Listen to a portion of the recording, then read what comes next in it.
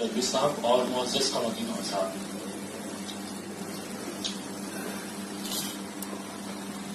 عام طور پر یہ ہوتا ہے کہ جب ہم کوئی پروگرام شروع کرتے ہیں تو ہم اپنے خاص مہمان کا استقبال خلوص سے کرتے ہیں، لیکن یہاں کے غالب انسٹیٹیوٹ کی ایک روایت یہ ہے پروفیسر شمس الرحمان فاروقی صاحب کہ ہم اپنے مہمان کا استقبال غالب انسٹیٹیوٹ کی کتابوں سے کرتے ہیں۔ تو میں پروفیسر صدیق الرحمان قدوئی صاحب کی سے گزارش کروں گا کہ وہ پروفیسر شمس الرحمان فاروقی صاحب کی خدمت میں غالب انسٹیٹیوٹ کی جو بڑی اہم ترین کتابیں جو ادھر آئی ہیں پچھلے 1-2 مہینے میں، وہ کتابوں کا تحفہ ہے۔ خوبصورت اضافہ یہ ہو رہا ہے کہ آج ہم محترم شمس الرحمان فاروقی صاحب جو خود یہاں موجود ہیں، ہم سب انہیں آج مبارکباد پیش کریں گے۔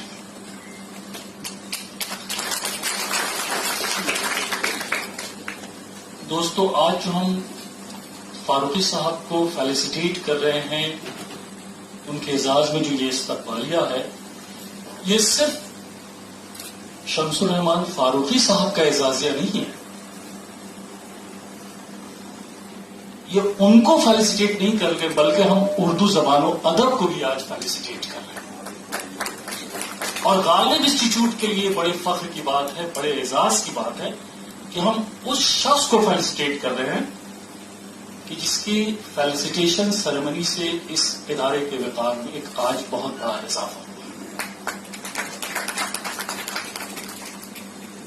حضرات، مجھ میں اتنی استطاعت نہیں، نہ میرا اتنا علم کا جو دائرہ ہے وہ وسیع ہے کہ میں پروفیسر شمس الرحمان فاروقی صاحب کا تعارف کرا سکوں، لیکن صرف 2-3 باتیں 2-3 منٹ میں کہہ کر کے اپنی گفتگو میں ختم کروں گا، اس لیے کہ ہمارے مقررین یہاں موجود ہیں جو آپ کے تعارف سے گفتگو کریں گے۔ شمس الرحمان فاروقی صاحب کے علمی اور ادبی کارناموں کا دائرہ اتنا وسیع ہے اور آپ کی پرسنالٹی اتنی ٹاورنگ ہے کہ Hindustan, Pakistan, central Asia, Europe, America, بلکہ پوری اردو دنیا میں آپ کسی بھی طرح سے تعارف کے محتاج ہیں۔ آپ کی کتابیں، آپ کے مضامین، آپ کی تقریریں ہم سب کے لیے ایک سند کا درجہ رکھتی ہیں۔ جو کچھ آپ نے کہہ دیا وہ ایک ڈاکومنٹ بن جاتا ہے، ایک سند بن جاتا ہے۔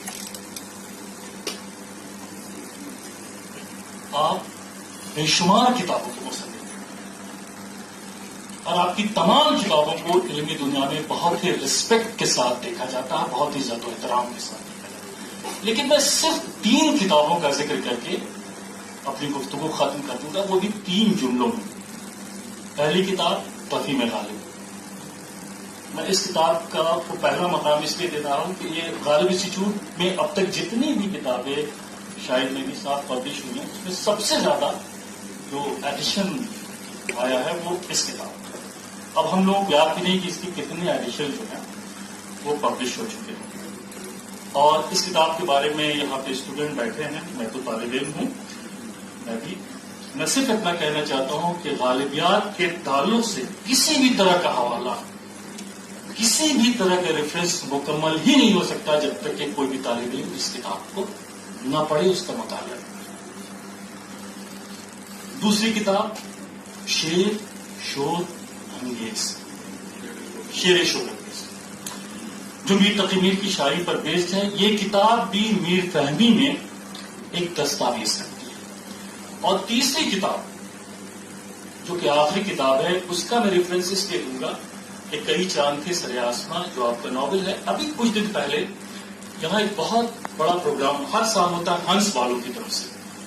اس پروگرام کی خاصیت یہ ہوتی ہے کہ اس میں جتنے بھی ہندی کے انٹلیکچوئلس ہیں وہ سب جمع ہوتے ہیں، اور یہ جو غالب انسٹیٹیوٹ کا بڑا آڈیٹوریم یہ فل ہوتا ہے پوری طرح سے۔ تو پچھلے سال اشوک واجپئی صاحب اس کو پریزائڈ کر رہے تھے اور وہ یہ کہہ رہے تھے کہ آپ کے ناول کا جب ذکر آیا تو انہوں نے کہا کہ اگر ہم ہندوستان کی سبھیتا، ہندوستان کے کلچر، ہندوستان کی سنسکرتی کو سمجھنا چاہتے ہیں تو ہمیں اس ناول کا پڑھنا سب سے زیادہ ضروری ہے۔ اور اس ناول کے تعلق سے بڑی لمبی چوڑی گفتگو۔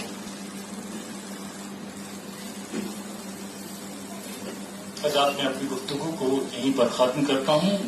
ہم بے انتہا شکر گزار ہیں فاروقی صاحب کی کہ جو یہاں خود موجود ہیں اپنی تمام تر مصروفیتوں کے باوجود، حالانکہ ہم لوگوں نے یہ خواہش کی تھی کہ سر ہم خود الہ آباد آتے ہیں، اس لیے کہ اس فیلیسیٹیشن سیریمنی کی ایک خاص بات یہ ہوتی ہے کہ ہم اس ادیب کو اس کے شہر میں جا کر کے احساس دیتے، لیکن انہوں نے کہا نہیں میں خود آؤں گا. یہ ہم سب کے لیے بڑے فخر کی بات ہے. اور انہوں نے کہا کہ یہ جو مجمع ہے یہ الہ آباد میں نہیں مل سکے گا بلکہ ہمیں دلی میں ملے گا. ہمیں خوشی ہوگی کہ تم دلی میں تو یہاں موجود ہیں، ہمیں بے انتہا خوشی ہو رہی ہے. ہم شکر گزار ہیں جناب سید شاہد مہدی صاحب کے. چل رہا ہے، آپ صدارتی فریضے کو انجام دے رہے ہیں. اس کے علاوہ پروفیسر عتیق اللہ صاحب، پروفیسر بہاج الدین نقوی صاحب، پروفیسر معین الدین جناح بڑے صاحب، پروفیسر احمد محفوظ صاحب اور کسی بھی وقت پروفیسر ارتضیٰ کریم صاحب بھی پہنچیں گے. ان تمام حضرات کی تقاریر سے ہم سب مستفید ہوں گے. صدارتی تقریر سے پہلے فیلیسیٹیشن سرمنی ہوگی جس میں ہم شمس الرحمان فاروقی صاحب کی خدمت میں مومنٹو، شال، سپاس نامہ اور غالب انسٹیٹیوٹ کی طرف سے 50,000 کا نذرانہ جو ہے آپ کی خدمت میں پیش کیا جائے. اور ایک کتاب ہے، اس کی کتاب بھی بڑی تاریخی نوعیت کی ہے کہ اب تک جتنی بھی یہ استقبالیے ہوئے ہیں فیلیسیٹیشن، اس میں ہم لوگوں کی شرط یہ رہتی تھی کہ کتاب 100 سے 125 پیجز سے زیادہ کی نہ ہونی. لیکن اس میں اتنے مضامین آ گئے اور ہم لوگوں میں ہمت تھی کہ یہ کہہ سکے کہ نہیں اب اسٹاپ کرنا ہے اس کو. تو یہ 250 صفحات پر مشتمل یہ کتاب ہے اور اس کو ہمارے دوست محضر رضا صاحب جو ہماری مسلسل غالب انسٹیٹیوٹ میں علمی معاونت کر رہے ہیں. میرا تو نام خامخواہ کا جڑ گیا ہے چونکہ میں ڈائریکٹر ہوں، سارا کام انہوں نے کیا ہے، تو ان کو بھی آپ مبارکباد دیجیے گا محضر رضا صاحب کو. اور نوشاد کامران صاحب الہ آباد میں انہوں نے بڑی مدد کی اس کتاب کی ایڈیٹنگ میں. یہ کتاب جو ہے اس کی رسم رونمائی ہوگی اور ہم یہ کوشش کریں گے کہ یہ کتاب آج آپ کی خدمت میں سبھی حضرات جو یہاں بیٹھے ہیں ان کی خدمت میں یہ کتاب پیش ہو تاکہ ہمارے علم میں اضافہ اور ہم سمجھیں، سوچیں، پڑھیں کہ شمس الرحمان فاروقی صاحب کی شخصیت علمی اعتبار سے کیا ہے. حضرات اب میں بہت ہی ادب کے ساتھ اپنے بڑے بھائی دوست پروفیسر احمد محفوظ صاحب سے درخواست گزار ہوں کہ آپ تشریف لائیں اور آپ کی پہلی تقریر ہوگی، اس کے بعد تحریر کا عرصہ شروع ہوگا. پروفیسر احمد محفوظ صاحب آپ کا شکریہ بعد میں ہم ادا کریں گے. اس پورے پروگرام کو خوبصورت بنانے میں احمد محفوظ صاحب کا بھی بڑا اہم کردار ہے.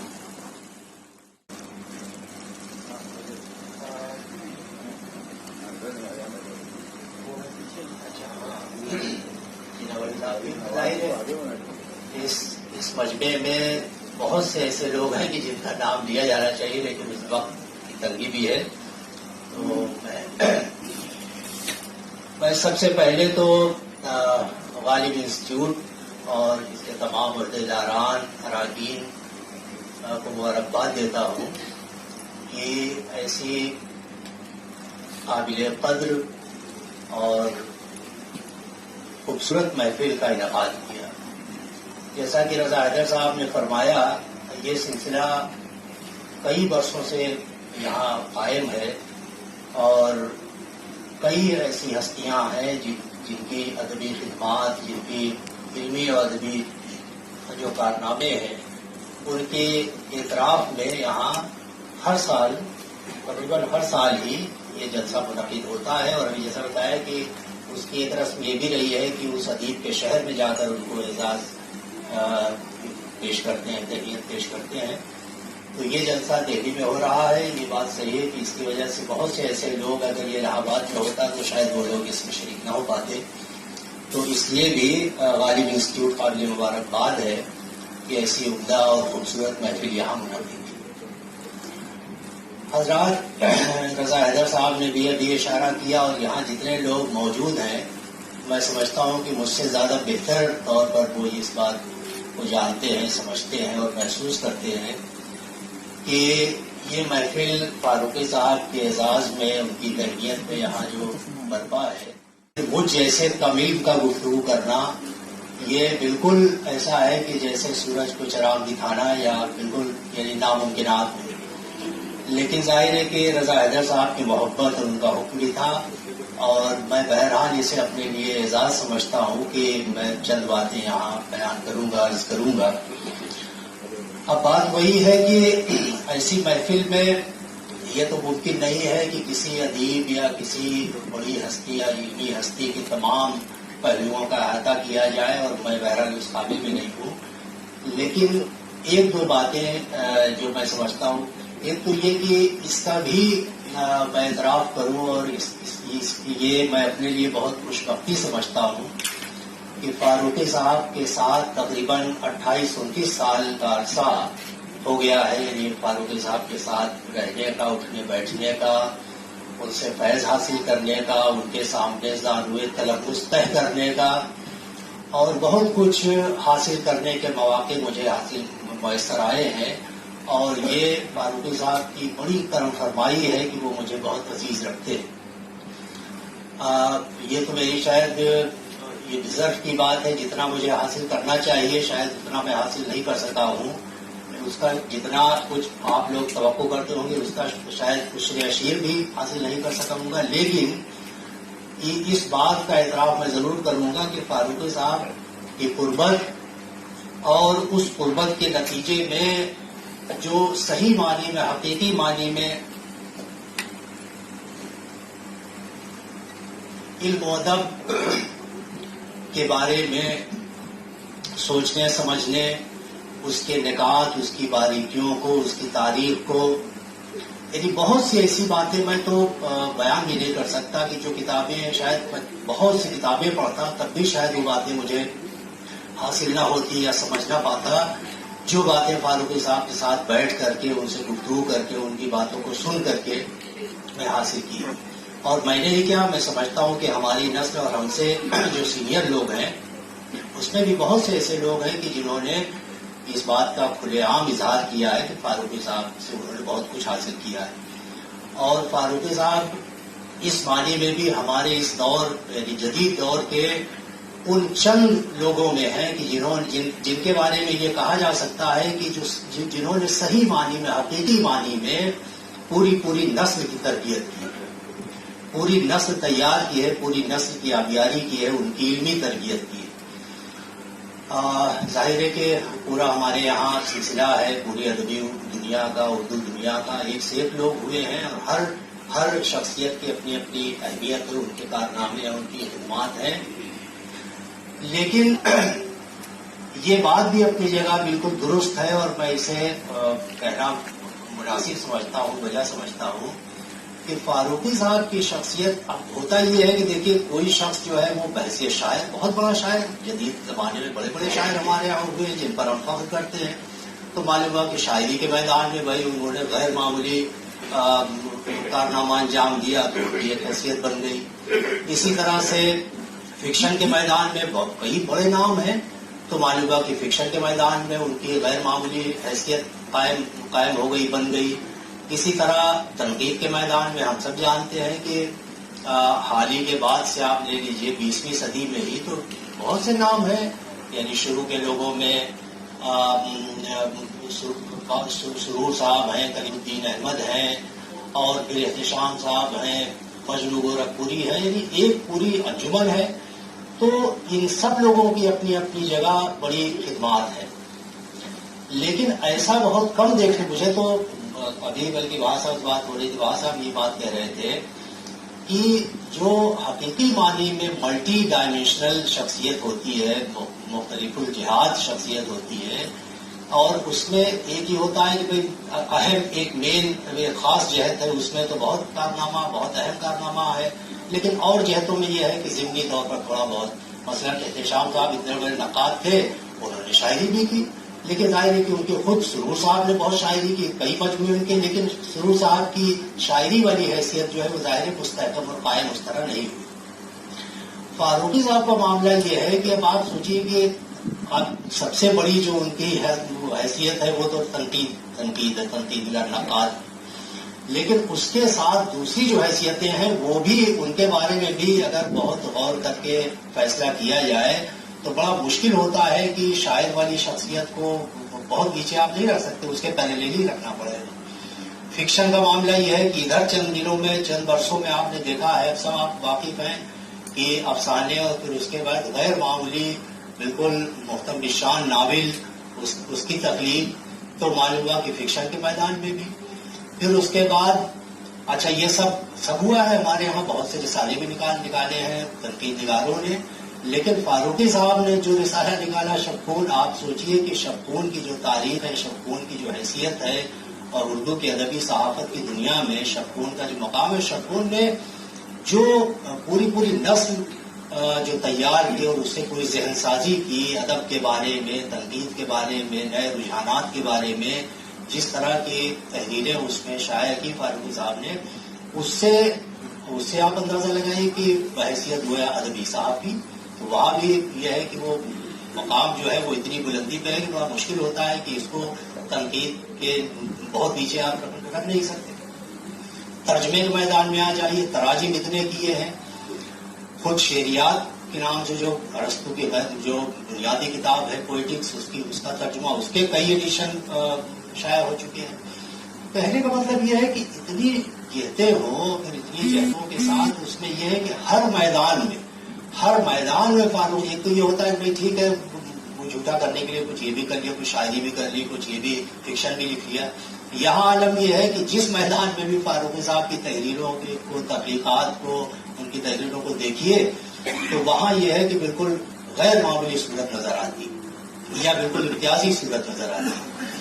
تو یہ تو ایک عمومی بات ہوئی. اب ایک دو باتیں جو میں کہنا چاہتا ہوں وہ یہ ہے کہ یہ بات بالکل صحیح ہے، بلکہ خود فاروقی صاحب بھی کہتے ہیں کہ بھائی میں کیا کروں، میری تنقید والی حیثیت جو ہے اتنی اوپر یعنی چھا گئی کہ جو دوسری حیثیتیں تھیں وہ سب ایک طرح سے دب گئی. اور اس میں ہم لوگوں کو بھی بالکل یہ بات صحیح ہے کہ بحیثیت نقاد، بحیثیت تنقید نگار فاروقی صاحب کا جو کام ہے، جو کارنامہ ہے، تو اس میں بھی امتیاز کے کئی پہلو ہیں. ایک دو باتیں صرف یہ کہ ہمارے یہاں دیکھیے باقاعدہ تنقید کی ابتدا تو حال ہی سے ہوئی، مقدمے شعر و شاعری سے. اور حال ہی کی جو کتاب ہے وہ اس معنی میں ایک تو یہ کہ وہ تنقید کی پہلی کتاب ہے، لیکن اس معنی میں بھی وہ پہلی اور غیر معمولی کتاب ہے کہ حال ہی نے اس کتاب میں وہ سوالات قائم کیے کہ جو سوالات اس کے پہلے ہمارے یہاں اردو میں قائم نہیں کیے گئے تھے.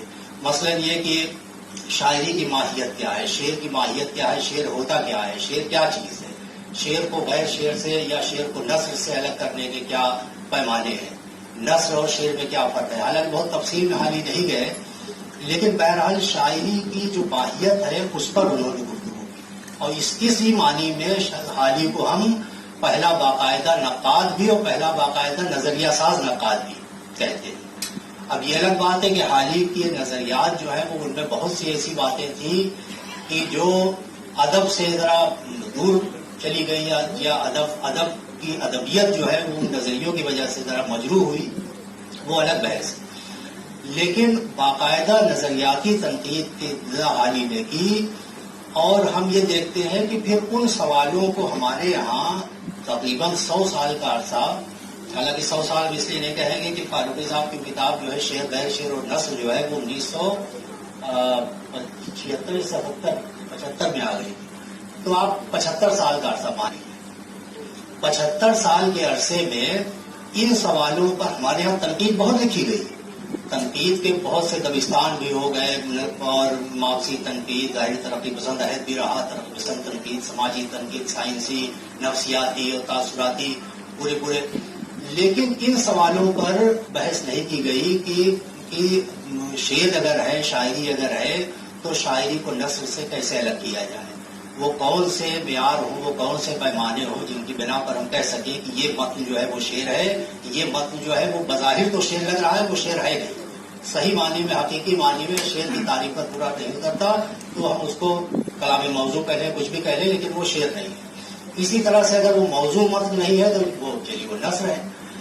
تو ان سوالوں کو ہمارے یہاں سب سے پہلے حال ہی کے بعد، حال ہی نے ظاہر ہے کہ اسے اشارے کیے تھے مقدمے میں، لیکن ان سوالوں کو ہمارے یہاں سب سے اس کے بعد پہلی بار فاروقی صاحب نے اٹھایا اور باقاعدہ اس مضمون کا عنوان ہی رکھا، شعر، غیر شعر اور نثر. گویا کوئی متن جو ہے اس کی 3 صورتیں ہو سکتی ہیں کہ ایک تو یہ ہوگا کہ وہ ناموضوع ہے یعنی اس میں کوئی وزن نظر نہیں ہے تو ظاہر کو نثر ہے، اور ایک یہ ہے کہ 2 طرح کے متن ہوں گے کہ دونوں بظاہر تو شعر لگیں گے، دونوں میں قافیہ ردیف ہے اور وزن ہے، لیکن ایک کو ہم حقیقی معنی میں شعر کہیں گے، دوسرے کو حقیقی معنی میں شعر نہ کہیں گے، تو اس کے لیے فاروقی صاحب نے وہ لفظ استعمال کیا غیر شعر۔ تو اب شعر، غیر شعر اور نثر جو ہے یہ دائرے کے آپ نے سب لوگ واقف ہوں گے، پوری کتاب ہے لیکن پہلا مضمون اس کا یہ ہے جو تقریباً 70-75 صفحے کا مضمون ہے، اور اس مضمون میں اتنی تفصیل کے ساتھ فاروقی صاحب نے تجزیہ کر کے اور جتنے بھی ممکنہ پہلو ہو سکتے ہیں سب زیر بحث لا کر کے اور مثالیں دے کر کے اور پھر یہ باقاعدہ ثابت کیا کہ صاحب یہ چیزیں اگر کسی متن میں ہے، قافیہ ردیف ہے اور موضوع ہے اور اس میں جدلیاتی الفاظ اور وہ سب چیزیں یہ اگر ہے تو وہ شعر کی تعریف میں آئے گا، اگر یہ چیزیں نہیں ہیں وہ کلام موضوع ہے۔ مثال بہت عمدہ دی ہے کہ ہاتھی کو بڑا کیا بڑا ہے، لٹھے کو کھڑا کیا کھڑا ہے، اب اس میں بھی ردیف قافیہ ہے اور باقاعدہ مفعول و فاعل مفعول کے وزن پر ہے، لیکن اس کو ہم حقیقی معنی میں شعر نہیں کہیں گے، تو اس کو کہا ہے کہ یہ غیر شعر کے زمرے میں رکھا جائے۔ پھر اس کے بعد نثر، اور یہ مضمون اور یہ پوری کتاب تو یعنی جسے کہتے ہیں کہ جو کتابیں یا جو مضامین جو ہے وہ پوری نثر کی تربیت کرتے ہیں یا روشنی دیتے ہیں، اس طرح کی اس مضمون پر اس زمانے میں آج سے تو ہم لوگ یہی دیکھیں میں تھے، محمد سالم بہت بڑے لائق آدمی وہاں امریکہ میں رہتے ہیں، انہوں نے پوری کتاب لکھ دی شمس الرحمان فاروقی شعر غیر شعر اور نثر کے آئینے میں، اور اس میں انہوں نے باقاعدہ اس پہ تنقید کی، اس کا تجزیہ کیا، کہیں کہیں اختلاف بھی کیا، اور ان اختلافات کو فاروقی صاحب نے اسی خطہ پیشانی کے ساتھ قبول کیا، بلکہ اس میں خط لکھا، ان کی تعریف کی کہ بھائی تم نے جو ہے جہاں جہاں اختلاف کیا ہے یا جہاں اعتراض کیا ہے ذرا اور سختی کرنی چاہیے۔ یہ ذرا دیکھیے آج کے زمانے میں یہاں یہ ہے کہ اگر کسی کے بارے میں کسی کی بات سے ذرا سا اختلاف کر دیجیے، اعتراض کر دیجیے تو فوراً ان کی وہ جو ہے وہ بے رخی آ جاتی ہے یا وہ دشمنی کو اتر آتے ہیں۔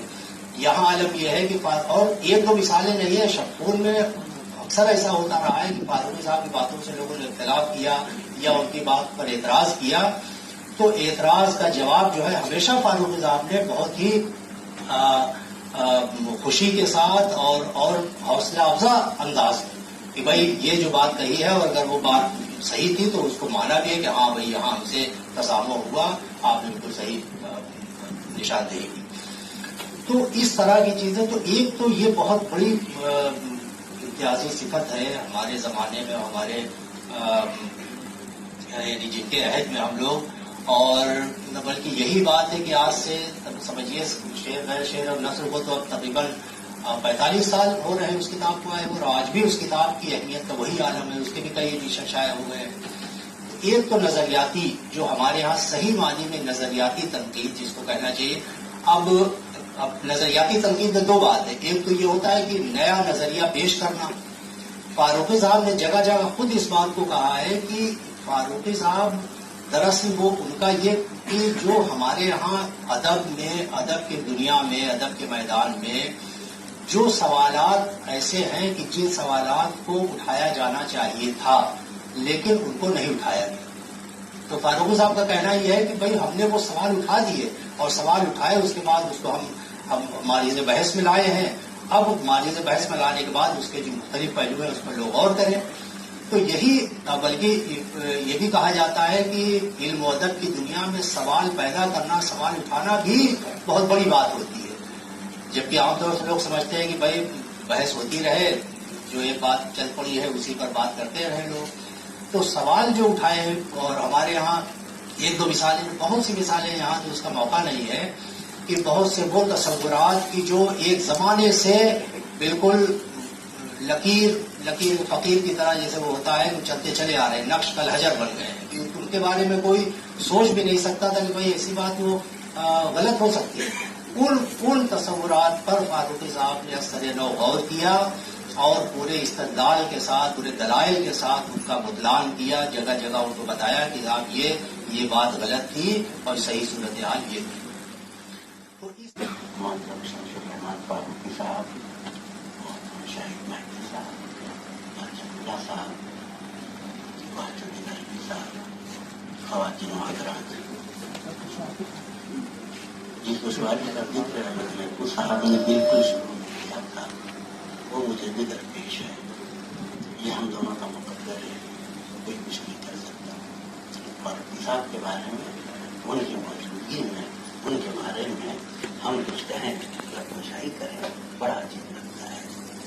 اور فاروقی صاحب کو بولنے کا حق رفیق اللہ صاحب کو، شمس رحمان فاروقی صاحب کو، جس بچے کے عالم فاروقی صاحب کے بارے میں کچھ کہیں اور ہم زاویہ قلم مستحق کر کے بیٹھے ہیں اس سے، تو بہت اچھا بات. لیکن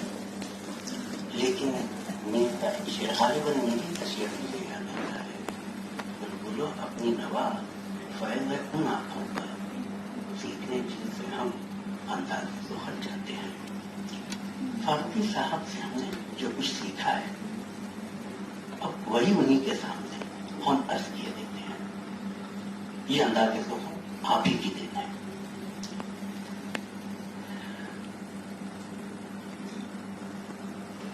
میرے نزدیک فاروقی صاحب کی حیثیت ایک لائٹ ہاؤس کی ہے، مینار نور. میرے نزدیک فاروقی صاحب کی حیثیت ایک لائٹ ہاؤس کی ہے، مینار نور کی سی ہے. آج فاروقی صاحب کا اعتراف جس طرح بھی ہو رہا ہے، ہم سب آج جس طرح ان سے اپنی عقیدت کا اظہار کر رہے ہیں، آج سے 20-25 برس کے بعد اگر میں سوچوں اور دیکھوں کہ فاروقی صاحب کہاں ہوں گے اور کیا ہوگا، میں عرض کروں آپ کے خدمت، آج سے 20-25 برس کے بعد جب اردو ادب کی تاریخ لکھی جائے گی تو میں انکساری کے ساتھ عرض کرتا ہوں کہ فاروقی صاحب تنہا ہوں گے، ان کے ساتھ کسی اور کا نام نہیں لیا جا سکے گا. باقی تمام حضرات، اور یہ میں محبت میں عقیدت میں نہیں کر رہا ہوں، مجھ سے بڑی عقیدت ہے، بڑی شفقت فرماتے ہیں مجھ سے، میں بیان نہیں کر سکتا ان کی عنایتیں کیا ہیں، لیکن ان تمام باتوں کا میری اس گفتگو سے کوئی تعلق نہیں ہے.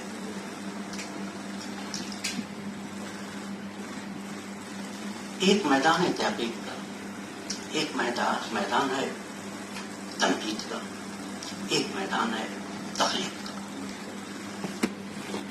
ہمارے یہاں ان تینوں میدانوں میں بہت اہم شخصیتیں پیدا ہوئی، نام لینے کی ضرورت نہیں ہے، لیکن ایسی کوئی شخصیت نہیں جس نے ان تینوں میدانوں میں وہ کارۂ نمایاں انجام دیے ہوں جو باقی کسی نے انجام دیے ہوں، جن کا اختصاص تحقیق ہے یا جن کا اختصاص تنقید ہے یا جن کا اختصاص تخلیق ہے. انہوں نے اس مرتبے اور اس پائے کی چیز نہیں ہم کو دی ان تینوں میدانوں میں جس پائے کی چیز فاروقی صاحب سے ملی ہے. اس لیے وہ اردو ادب کی تاریخ میں مینار نور کے حصے سے اکیلے اور الگ کھڑے ہوں گے. بات تنقید کے لیے، تنقید کے دو پہلو ہیں. ہم نے فاروقی صاحب سے سیکھا ہے کہ فاروقی صاحب کے الفاظ میں شعر بنا کیسے، وہ فن پارہ خلق ہو رہا ہے تو اس کے خلق ہونے کے کون سی ہے. اب میں نے زخمی کے جتنے غزل و شعراء کے کلام پر تحقیق ہوئی ہے، تنقید ہوئی ہے، سب کچھ سامنے رکھ دیکھ لیا، اور اس قید کے شمال کے شعراء پر جو کچھ لکھا گیا سب کچھ سامنے رکھ کے دیکھ لیا، تو معلوم یہ ہوا کہ غزل میں یہی بتایا جا رہا ہے کہ ان کے یہاں یہ صنائع لفظی ہیں، یہ صنائع معنوی ہیں، اور یہ شعر بڑا ہوا ہے. اور میری تشفی اس بات سے ہوئی نہیں. میں نے کہا یہی اگر لکھنا ہے تو پھر اس میں تحقیق کیا ہے؟ یہ تو پھر میرا BA کا لڑکا بھی بتا دے گا کہ اس شعر میں یہ صنعتیں ہیں، اس شعر میں یہ معنوی صنعتیں ہیں، اس شعر میں یہ لفظی صنعتیں. میں نے کہا بھائی یہ نہیں ہو سکتا، جب تک بات میری سمجھ میں نہیں آئی میں لکھ کیسے دوں. غزل کے ہر موڑ نے مجھے بتایا کہ معنی آفرینی کیا ہے، خیال بندی کیا ہے، لفظ کے استعمال کی جہتیں کتنی ہیں، اور شعر کیسے ترکیب پا رہا ہے. شعر میں کیا کہا جا رہا ہے، پہلے یہ دیکھیے کہ کیسے کہا جا رہا ہے. اور کیسے کہے جانے کی جو شعریات ہے، اگر اسے ہم نے نہیں سمجھا تو ہم نے غزل کو نہیں سمجھا.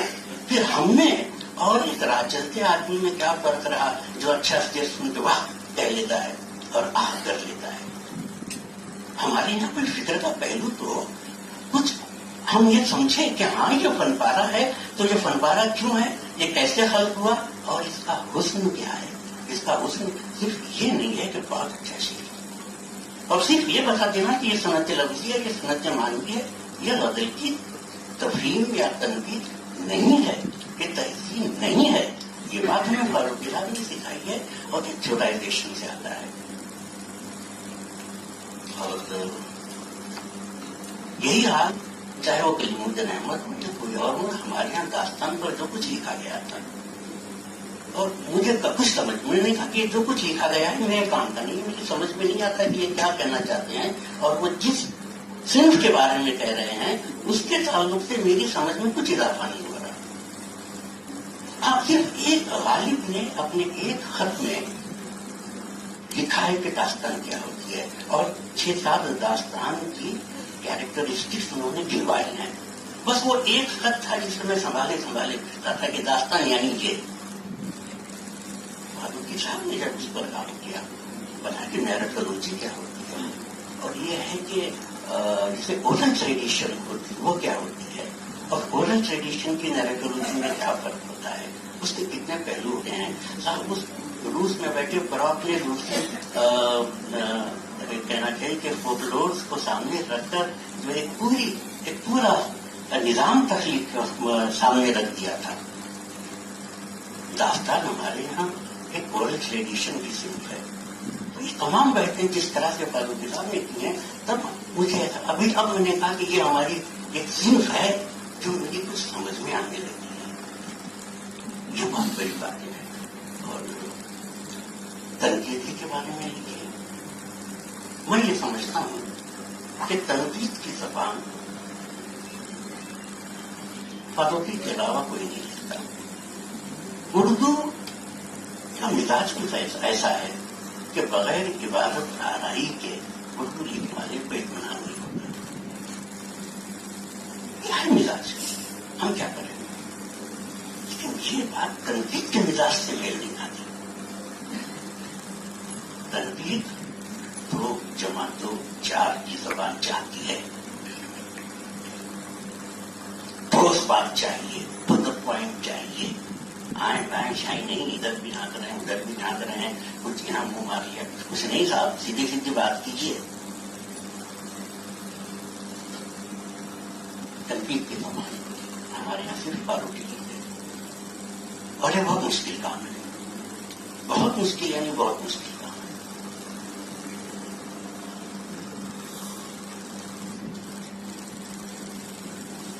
ہاں اسی کے ساتھ اب یہ تو یہ کہنا کہ صاحب دیکھیے اپنی اتنی نارسائی ہے، آدمی ایسی ہی نسل لکھ سکتا ہے اس لیے وہ ایسی نسل لکھ رہا ہے.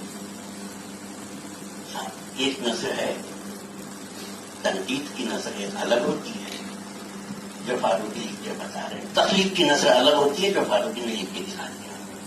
یہ نہ سمجھیے کہ ہم تخلیق کی نثر نہیں لکھ سکتے، عبارت آرائی نہیں کر سکتے اس لیے 2 + 2 = 4 کی زبان لکھ رہے ہیں. جی نہیں، 2 + 4 کی زبان لکھ رہے ہیں کیونکہ اس صنف کا یہ تقاضا ہے. اور رہی بات نثر لکھنے کی تو شعر شورانگیز پڑھ لیجیے، سوال اور دیگر افسانے پڑھ لیجیے. تخلیقی نثر ہے. تخلیقی نثر کے تقاضوں کو کیسے پورا کیا جاتا ہے اور تنقید کے نثر کے تقاضوں کو کیسے پورا کیا جاتا ہے، یہ ہم نے فاروقی صاحب کے یہاں دیکھا ہے. اور ہمارے یہاں تنقید کا ایک مسئلہ اور ہے. اگر عبارت آرائی اگر نہیں ہوتی تو پھر تنقید ایسی نثر میں لکھی جاتی ہے جسے میں کہتا ہوں ڈاکٹر کا نسخہ ہوتا ہے، یا تو اسے وہ خود پڑھ سکتا ہے یا پھر وہ کیمسٹ پڑھے گا. مریض بیچارہ اس کو نہ پڑھ سکتا ہے نہ سمجھ سکتا ہے. ایک ایسا ایڈیم اختیار کیا جاتا ہے کہ لیسر مارٹل اس کو پڑھ کے سمجھ نہیں سکتا. یہ جو 2 + 2 = 4 کی زبان لکھتے ہیں فاروقی صاحب،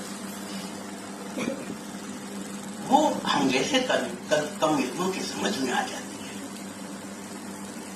دوسری جو نسل لکھی جاتی ہے تنقید کے نام پہ، وہ ایک عام قاعدے کی سمجھ میں نہیں آتی. ایک چیز ہوتی ہے کلیئرٹی آف تھاٹ، اور کلیئرٹی آف تھاٹ جب ہو سمجھانے کے عمل میں بھی ایک وضاحت آ جاتی ہے. کہیں ترسیل کا مسئلہ درپیش نہیں آتا. اور یہ اس کے پہلو ہیں. ایک تو یہ ہے کہ ہم نے اس کو پوری طرح سمجھا ہے اور آپ سے کہہ رہے ہیں، اور ایک ایسی زبان میں کہہ رہے ہیں جو بس اسی زبان میں اس بات کو اسی طرح سمجھا جا سکتا ہے.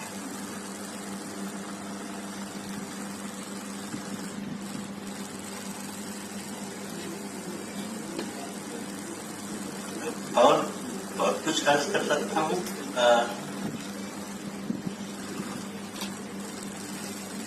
ایک بہت بڑا کارنامہ ہے ان کا اردو کے ابتدائی زمانہ والی چھوٹی سی کتاب ہے، جس کو انہوں نے خود انگریزی میں بھی اس کو لکھا ہے کہ جس طرح ایک چاند سے سرے آسمان کو اردو میں لکھنے کے بعد اس کی انگریزی انہوں نے خود کی. اور یہاں میں ایک بات ضرور عرض کرنا چاہوں گا. فاروقی صاحب سے میں نے گزارش کی تھی، اور مجھے پتا ہے کہ یہ ہو نہیں پائے گا، لیکن گزارش کرنے میں میں دہراؤں گا. میرا فاروقی صاحب سے جو معروضہ ہے رہا ہے کہ آپ رسول حیدر اور عبداللہ حسین، یہ ہمارے 3 بڑی شخصیتیں ہیں جنہوں نے پہلے اردو میں ناول لکھا اور پھر اسی ناول کو انہوں نے انگریزی میں لکھا. میں اسے ترجمہ تو نہیں کہوں گا، کہہ نہیں سکتے. وہ ٹرانسکریشن کا عمل ہے جو جنہوں نے انجام دیا ہے. کوئی چوتھا آدمی اس میں شریک نہیں ہے. عبداللہ حسین صاحب بھی اللہ کو پیارے ہو گئے، محترمہ عبداللہ حیدر صاحب بھی اللہ کو پیارے ہو گئے. فاروقی صاحب کو اللہ مجھے فکر عطا کرے، نہیں آپ کو اللہ مجھے فکر عطا کرے گا.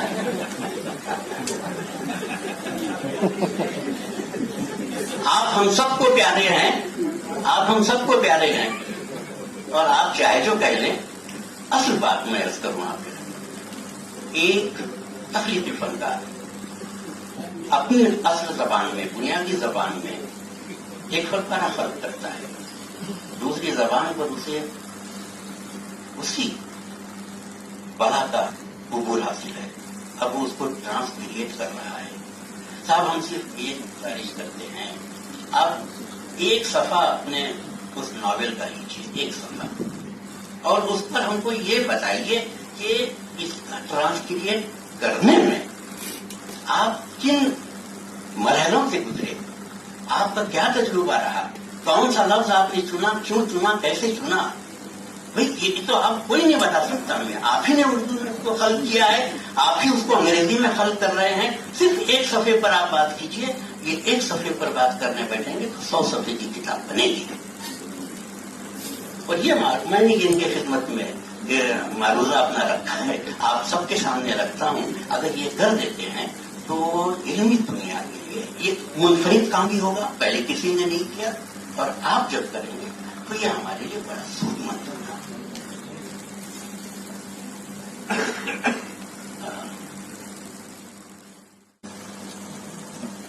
جو ہر فن میں اور ہر صنف میں اس کے یہاں شاعری بھی موجود ہے، نثر بھی موجود ہے، تاریخ بھی موجود ہے، تہذیب بھی موجود ہے. اور قاسمی صاحب بہتر جانتے ہیں کہ اعجاز خسروی جو ہے اس میں کیا کیا کچھ اس نے بیان کیا ہے. اس کے بعد بغیر کسی تقابل کے میری سمجھ میں آیا کہ فاروقی صاحب وہ شخصیت ہے جن کے یہاں نثر بھی ہے، نظم بھی ہے، تنقید بھی ہے اور تہذیبی معاملات بھی. ابھی ذکر ہوا اس ناول کا، کئی چاند تھے سرے آسمان. وہ صرف ناول نہیں ہے، وہ ہند ایرانی تہذیب کی نمائندہ ہے. وہ دلی کے ان محلوں کی، ان اشخاص کی نمائندہ ہے جن کو ہم نہ جان سکتے تھے اگر فاروقی صاحب نے وہ ناول نہ لکھی. اس میں داغ کا خاندان تو ہے ہی ہے. میں نے اس کو پڑھا. ایک چیز جو مجھے ہمیشہ کھٹکتی تھی کہ بھائی یہ غالب کو کیا پڑی تھی کہ وہ فریزر والے معاملے میں کود پڑے. فاروقی صاحب کے ناول سے پتا چلا فٹ نوٹ سے کہ غالب کو اپنا کچھ حساب چکتا کرنا تھا ان سے، شمس الدین، نواب شمس الدین سے، اور پھر وہ خاندانی معاملات پر آئے کہ غالب نے ایسا کیوں کیا تھا. تو دیکھیے ایک طرف تاریخ ہے، دوسری طرف ابھی جیسا کہ جینا بڑے صاحب نے کہا ہے اس میں جو نثر لکھی گئی ہے لطف آ جاتا ہے، جی چاہتا ہے بار بار پڑھا جائے اس لیے کہ خالی حسن و عشق شاعری ہی میں نہیں ہوتا ہے، نثر میں بھی ہوتا ہے، علائم نثر میں بھی بہت ہوتے ہیں. بہت اہم کتاب ہے اور تنقید کے لحاظ سے اس میں تنقیدی میٹر بھی ہے. اگر ہم اس کو دیکھیں تو پتہ چلے گا کہ جو ہماری تہذیب ہے، جو ہمارا معاشرہ ہے، اس پہ بھی تنقید موجود ہے. اس کے تنقید میرا میدان نہیں، اور نہ میں خود نقاد ہوں، میں تو ایک طالب علم ہوں. اور جینا بڑے صاحب نے جو بیان کیا ہے ان کتابوں کو میں نے پڑھا،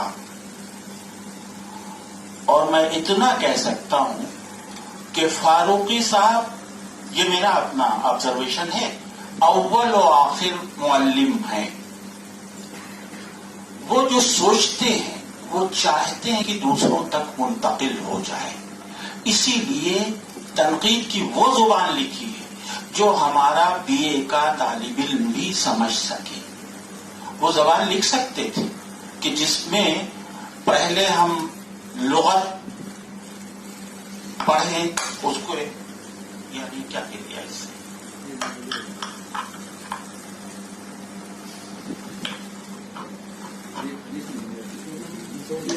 دوردرشن کا ہے، کوئی بات نہیں. چلیے ویسے میں یوں بھی دوربین نہیں ہوں، ٹھیک ہے اس کو نکل جائے. تو میں یہ عرض کر رہا تھا کہ مجھے ایک شعر، وہ کتاب یاد آ رہی ہے، ہفت تماشا، مرزا محمد حسین قتیل کی کتاب ہے، اور اس میں تہذیب و تاریخ ہے پوری کی.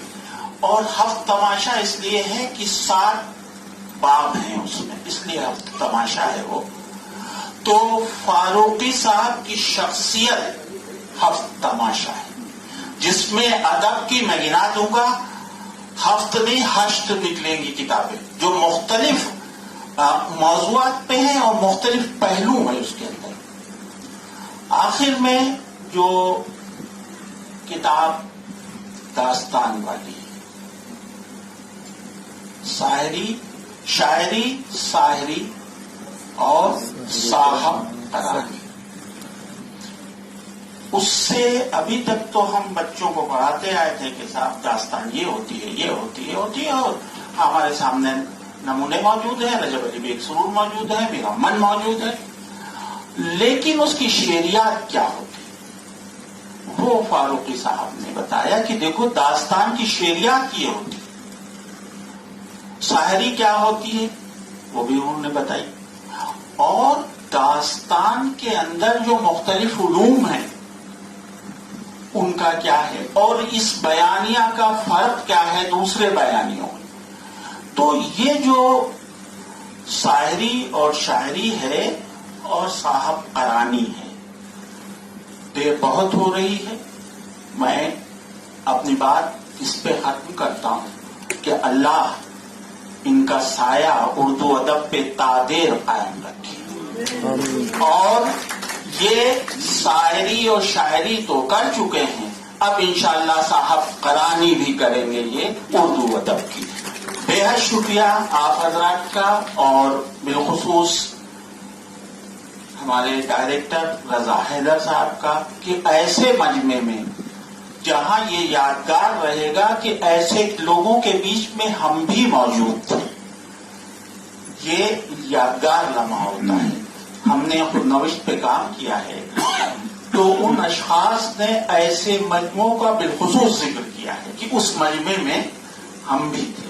شاہد مہندی صاحب موجود ہیں, فاروقی صاحب موجود ہیں, سجیب الرحمان قدوائی صاحب موجود ہیں, عتیق اللہ صاحب موجود ہیں, اور صفحے سامعین میں بھی وہ لوگ ہیں جن کو یہاں ہونا چاہیے تھا.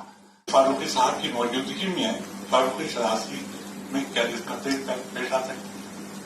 یہ دونوں صورتیں. سب سے پہلے تو میں قدوائی صاحب اور رضا حیدر صاحب اور غالب انسٹیٹیوٹ کے ممبران وغیرہ کو مبارکباد دینا چاہوں گا کہ آپ نے اتنے خوبصورت جلسے کا اہتمام کیا. فاروقی صاحب کو یاد نہیں کیا بلکہ یہ فاروقی صاحب نے غالب انسٹیٹیوٹ کو یہ اعزاز فراہم کیا ہے یہاں تشریف لا کر. اور انہوں نے یعنی میں اب کیا عرض کروں کہ فاروقی صاحب سے میں تقریباً 62-63 سال غالباً کوئی آپ میں سے نہیں ہے کہ جس نے فاروقی صاحب کو سب سے پہلے 62-63 برس پہلے یعنی شتخون سے بھی پہلے پڑھا ہے اور یاد رکھا ہے. اور شاید فاروقی صاحب کو بھی یاد نہیں ہو کہ جب ادیب میں آپ کا پہلا مضمون غالب کے استعاروں پر آیا تھا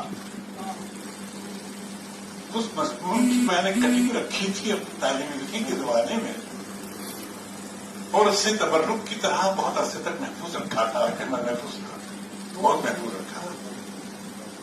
میں اسے پڑھتا تھا اور جب لفظ و معنی سامنے آئی اس میں دیکھا تو مضمون نہیں تو مجھے افسوس اور قلم کا احساس بھی ہوا کہ اتنا اچھا مضمون اور وہ مضمون اس میں شامل نہیں ہے.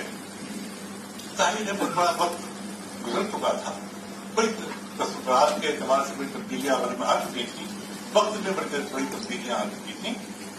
اس لحاظ سے چونکہ فاروقی صاحب کا میں مسلسل صحیح معنوں میں ایمانداری کے ساتھ قاری رہا ہوں آخر تک ابھی تک, اور فاروقی صاحب بخود واقف ہے اس بات سے, تو میرے لیے تو بہت مشکل تھا ہے یہ مرحلہ اور آسان بھی ہے. میں اسے مشکل سے مشکل نہیں کہتا, بہت آسان بھی ہے کیونکہ فاروقی صاحب کو نہ صرف پڑھا ہے, ہم نے پوری طرح ان کو انگیز کرنے کی کوشش کی ہے. وہ ایک نسل نہیں کہ ہم موجودہ نسل کی بات کریں اور ذہن سازی کی بات کریں, کئی نسلیں گزر چکی ہیں,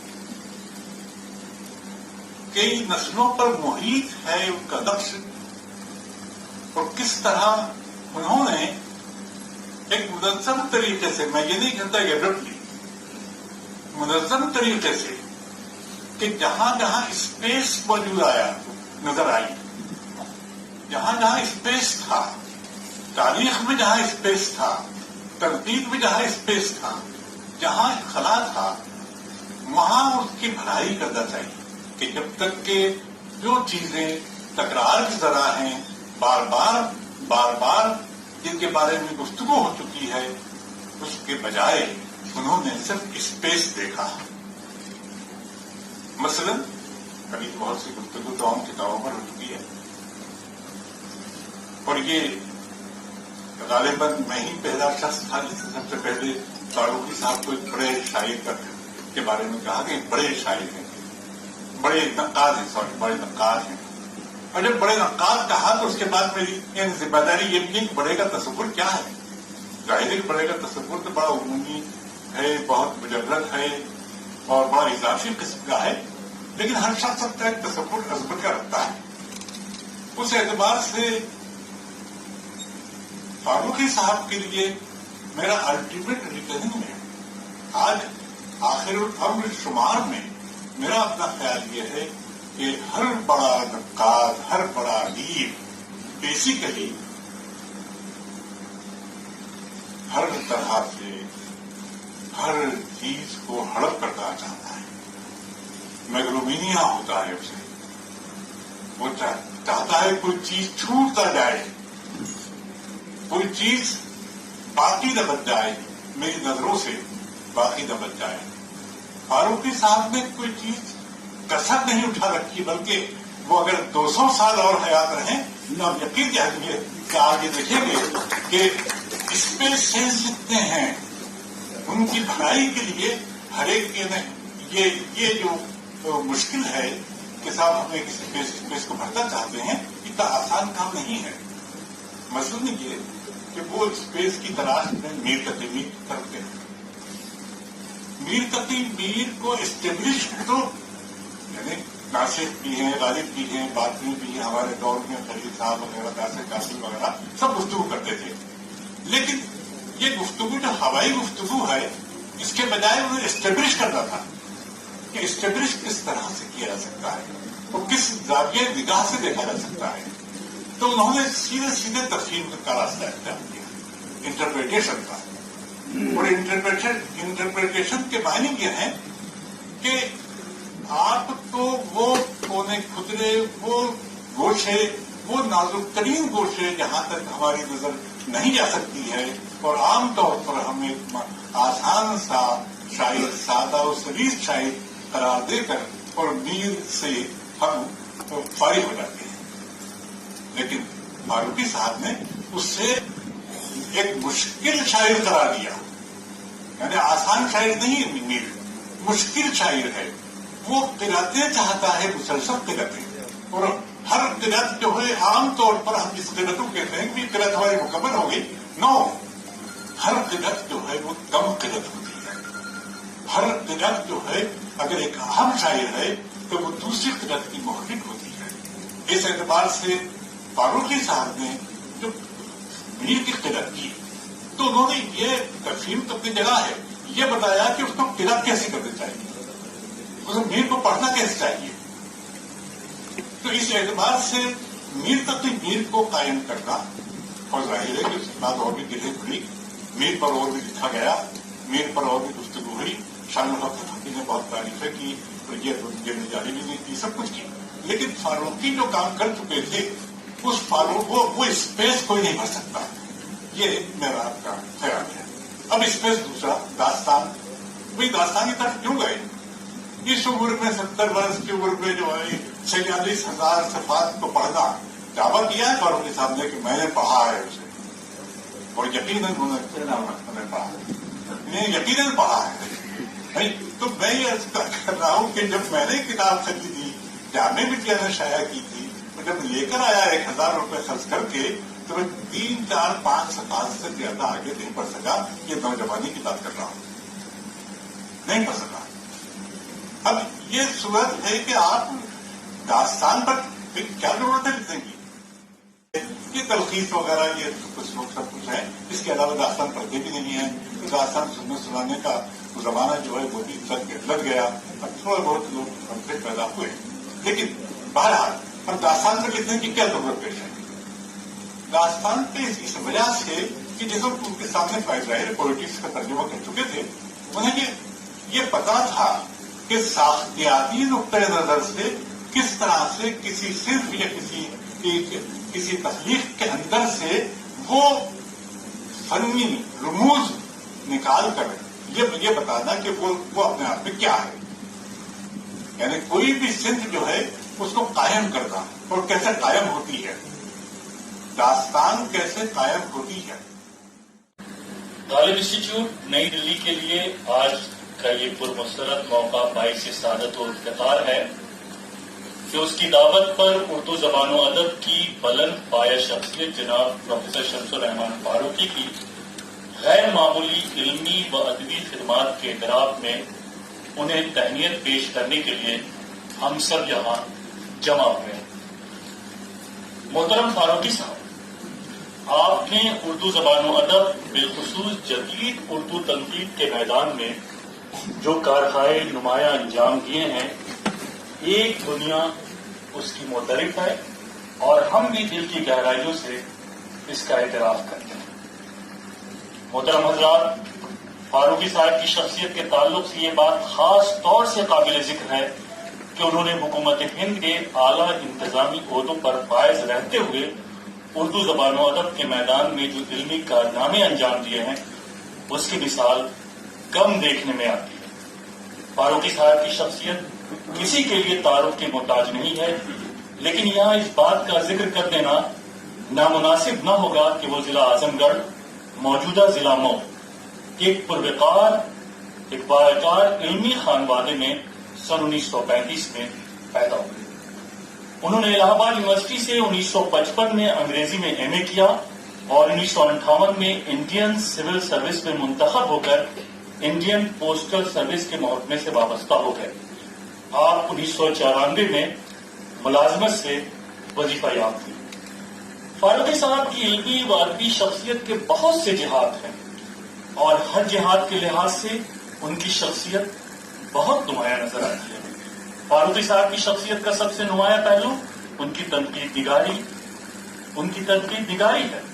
لیکن شاعری، فکشن، تاریخ زبان اردو، ترجمہ نگاری، عروض و بلاغت و بیان اور لغت نویسی وغیرہ ایسے میدان ہیں جن میں ان کی علمی اور تخلیقی نگارشات کو بڑی قدر کی نگاہ سے دیکھا جاتا ہے. ان میدانوں میں بھی انہوں نے ایسے کام انجام دیے ہیں جن کے حوالے کے بغیر کوئی بھی علمی بحث مکمل نہیں سمجھی جاتی. اردو کی ادبی صحافت کے میدان میں ماہنامہ شبخون کے نام سے کون واقف نہ ہوگا. جدیدیت کے رجحان کو فروغ دینے اور اردو کی ادبی دنیا میں نئی نسل کی آبیاری کرنے میں اس رسالے نے تقریباً نصف صدی تک جو غیر معمولی کردار ادا کیا اس کا سہرا فاروقی صاحب کے سر ہے. 20ویں صدی کی چھٹی اور 7ویں دہائی کے دوران جو نقاد دنیا ادب میں منظر عام پر آئے ان میں فاروقی صاحب ممتاز حیثیت رکھتے ہیں. ان کی تنقید کا سب سے اہم اور امتیازی پہلو یہ ہے کہ انہوں نے اردو میں حقیقی معنی میں نظریاتی تنقید کو باقاعدہ طور پر فروغ دینے کا کام کیا. انہوں نے نظریاتی تنقید کے میدان میں زیادہ تر ایسے مباحث اور سوالات قائم کیے جن پر اس سے پہلے گفتگو نہیں ہوئی تھی یا جنہیں قابل ذکر نہیں سمجھا گیا تھا. یہی سبب ہے کہ اس زمانے میں ہی اردو کے نہایت بلند پایہ نقاد محمد حسن عسکری نے فاروقی صاحب کو ایک خط میں لکھا کہ لوگ اب آپ کا نام حال ہی کے ساتھ لینے لگے. اسی کے ساتھ یہ امر بھی قابل ذکر ہے کہ کلیم الدین احمد نے اپنی مایہ ناز کتاب اردو تنقید پر ایک نظر میں فاروقی صاحب کی تنقید پر ایک مکمل باب قائم کیا. فاروقی صاحب کے تنقیدی کارناموں میں ان کی 4 جلدوں پر مشتمل معتمد شان کتاب شعر شور انگیز کو غیر معمولی اہمیت حاصل ہے جس پر انہیں 1996 میں ملک کے اہم ترین ادبی ایوارڈ سرستی سمان سے نوازا گیا. یہ کتاب بنیادی طور پر اردو کے سب سے بڑے شاعر میر تقی میر کی شرح پر مشتمل ہے.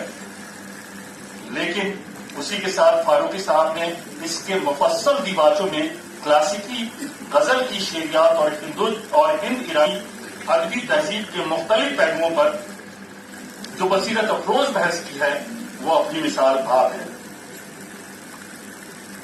شعر شور انگیز اور اس کے بعد اردو داستان کی شعریات کی تفہیم و تعبیر اور پھر ناول کئی چاند کے سر آسمان.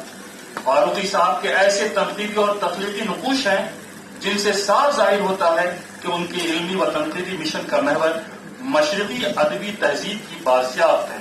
وہ اس بات پر اصرار کرتے ہیں کہ ہمیں اپنے قدیم ادبی سرمایہ کو نہایت بیش قیمت ورثہ سمجھ کر اس سے رشتہ قائم کرنا چاہیے.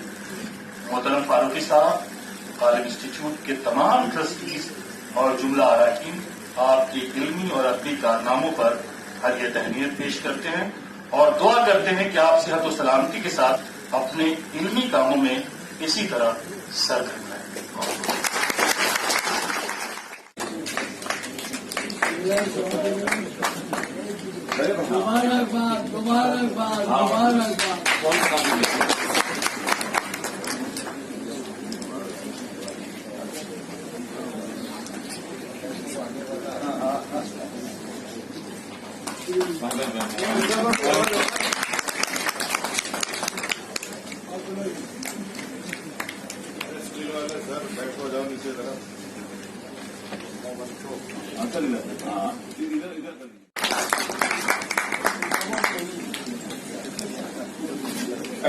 सर एक मिनट रजा भाई आपके साथ में सर थोड़ा नीचे हुई है.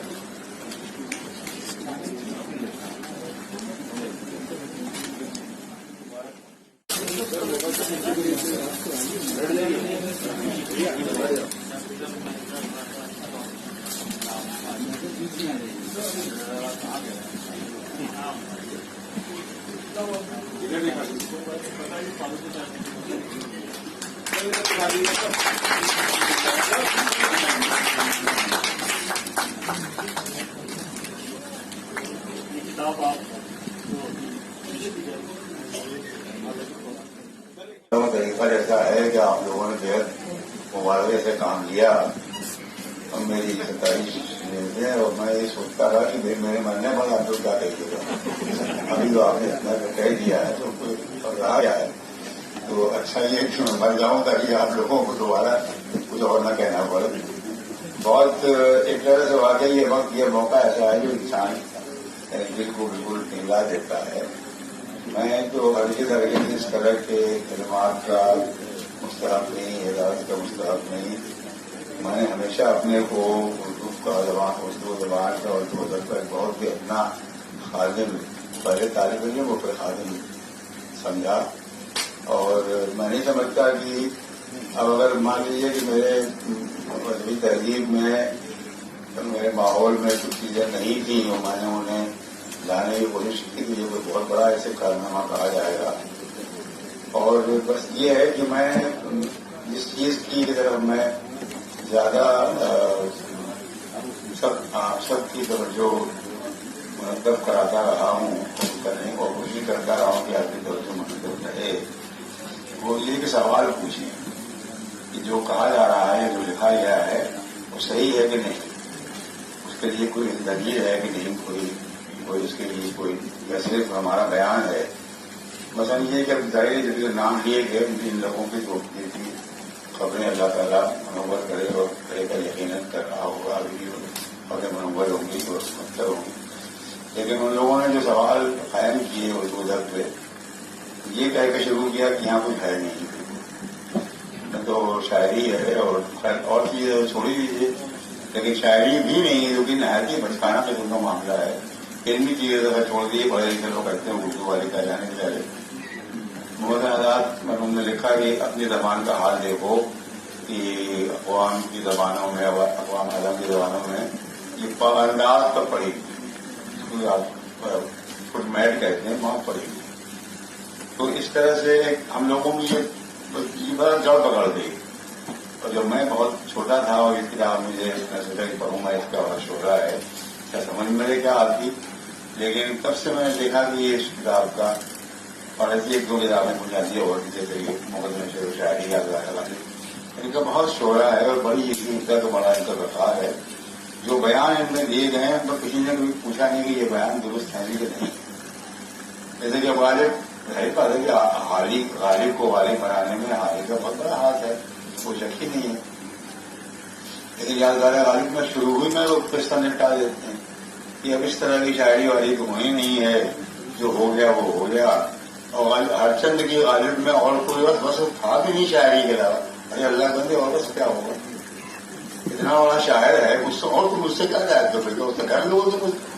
لیکن یہ پہلی سمے پہ نہیں کیا ہم لوگ سوچی ہاں صحیح کہا نہیں. اور کوئی شاعری اپنی جگہ پر کوئی ایسا وصف نہیں اس کے بارے میں کوئی لکھے، لیکن چونکہ یہ شاعری اب مٹ چکی ہے، یہ مٹنے ہی والی ہے، یا مٹنے کے قابل ہے، لہٰذا لاؤ میں تھوڑا ذکر اس کا کر دیتا ہوں. تو یہ جو ہمارے محسنین ہیں انہوں نے شروع سے ہم کو احساس کمتری میں مبتلا کیا. اور ہم لوگوں کو چونکہ پرانے مشرقی لوگ ہیں یہ سکھایا گیا کہ جو استاد نے کہا ہے، جو کتاب میں لکھا ہے وہ صحیح ہے. لہٰذا ہم لوگوں نے کہیں پوچھا نہیں کہ صحیح ہے کہ نہیں. میں نے بلکہ کریم الدین صاحب بارے میں یہ لکھا ہے جو سن کے آپ شاید دلچسپی ہو. میں نے لکھا کریم الدین صاحب بہت بڑے خودشکن ہیں اور بہت انہوں نے مغربی معیار مقرر کر کے ہم لوگوں کے بڑے انہوں نے دان کیے. دراصل وہ صرف مشرقی آدمی ہے، استادوں کے جو پڑھ کے آئے تھے وہی انہوں نے یہاں بیان کر دیا. انہوں نے پوچھا نہیں کہ یہ اور جگہ کے لیے ہے بھی کہ نہیں ہے نسخہ. یہ اس کا تو زکام کا ہے، مرض بیچارے کو ہے، وہ تو کچھ اور مرض اس کو درد ہے اس کو ٹانگ میں، تو زکام میں نسخہ دے کیا کریں گے آپ. یہ انہوں نے کہا کہ صاحب غزل کے نظم کی شرط یہ ہے کہ صاحب وہ منظم ہو، اس میں کوئی ابتدا ہو، کوئی وسط ہو، کوئی انجام ہو، کوئی بات اس میں کہی گئی ہوگی. اب یہ مان لی اول تو یہ جیسے میں نے لکھا بھی اور اللہ جو اس کو زمانے میں لکھا تھا وہ زندہ تھے کہ یہ تاریخ بھی مغرب میں ہر جگہ رائج نہیں ہے. یہ کچھ لوگوں نے یہ تاریخ قائم کی, اور وہ ضروری نہیں کہ اگر کچھ لوگوں نے یہ رائے قائم کی تھی, تاریخ قائم کی تھی, تو اسے ہم بچن سے ہی لا کر کے اپنے ان لوگوں کو توڑ دیں جن کو ان کے وجود کی خبر بھی نہیں تھی, جو ان کے وجود کے بہت پہلے وجود میں آ چکے تھے. میں نے مثلا یہ کہا کہ صاحب ورشفرد کے بارے میں ٹھیک ہے بھائی, اپنے زمانے کے میں کچھ بڑا رہے ہوں گے, بڑے تو کھانا رہے ہوں گے. اب انہوں نے کہیں لکھ دیا کہ poetry is emotion collected and tranquillity. انہوں نے کہیں یہ بھی لکھ دیا کہ صاحب poetry is spontaneous over flow of feeling of heart. مجھے اب تک یاد 70 برس ہو گئے پڑے ہوئے, مجھے اب تک یاد. اتنا ٹھوکا گیا ہم لوگوں کے زمانے میں. کسی نے پوچھا تھا کہ یہ آپ کے لیے صحیح ہو سکتا ہے کہ وہ ہمارے لیے صحیح ہے کہ نہیں ہے, کہیں پوچھا نہیں ہے. تو جو چیز کہ میں ہمیشہ اپنے چھوٹوں سے کہتا رہا ہوں, ساتھیوں سے بھی کہتا رہا ہوں, نبی زبان سے بزرگوں سے بھی میں نے کہہ دیا, اس میں نہیں چوکا ہوں کہ کچھ بھی جو آپ کو ملے اس کے بارے میں پوچھ لیجیے کہ صحیح ہے کہ نہیں ہے, اس کے دلائل کیا ہیں, شواہد کیا ہیں, کس بنیاد پہ یہ بات کہی جا رہی ہے. محمد عسکری نے پہلا آدمی کیوں ہوا, عسکری نے یہ کہا کہ ہر قوم کو اور ہر عربی معاشرے کو حق ہے کہ وہ اپنے اصول و قواعد خود مقرر کرے. یہ ہم لوگوں نے نہیں کہا.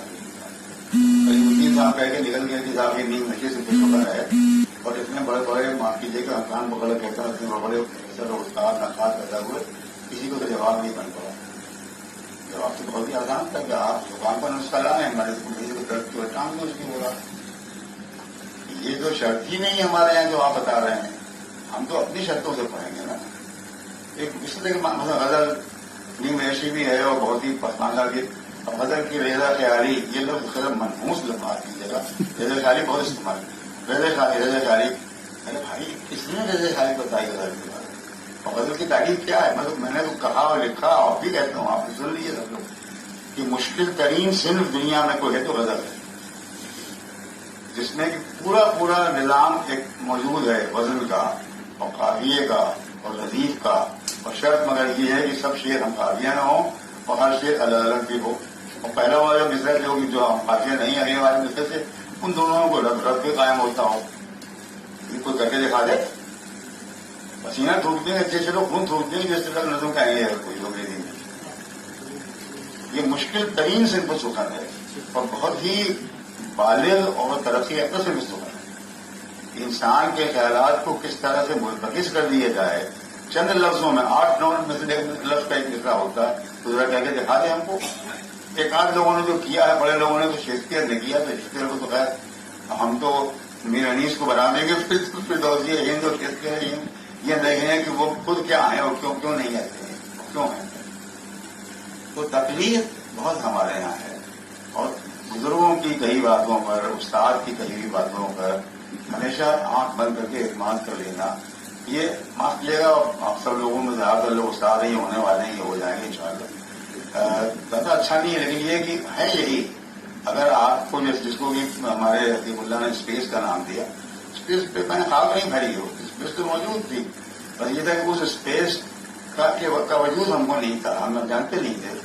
جب آبیات میں انہوں نے لکھ دیا کہ میں اب ذوق پہ یہ کتاب ختم کرتا ہوں, کیونکہ اب اس کے بعد یہ شاعری والی تو ہو رہی نہیں, تو اللہ کو پیاری ہو چکی.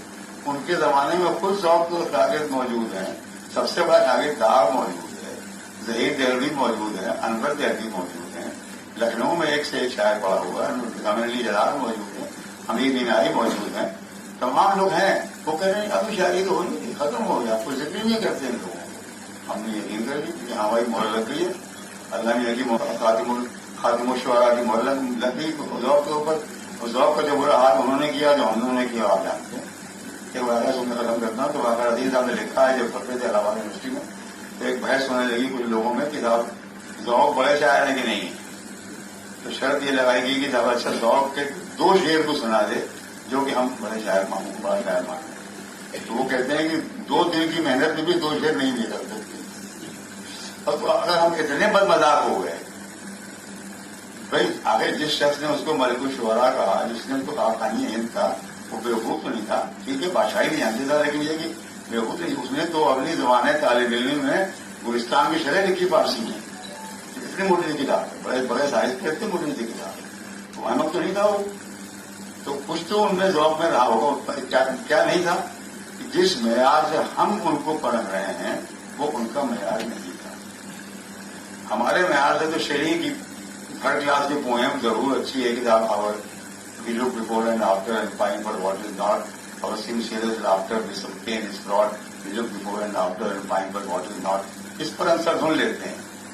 लेकिन ये कि जहां पर शेर बना के कहा गया है उसमें कोई बड़ी बात कही गई है जो कि समझ में नहीं आती आसानी से, अब तो घबरा के ये कहते हैं लेकिन मर जाएंगे, मर के भी चैन में पाया जो घर जाएंगे, पूरा पूरा फलसफा हयात को, पूरे पूरे पूरे मजहब को उसके शख्स ने एक मिनट में रद्द करके छोड़ दिया। मर के भी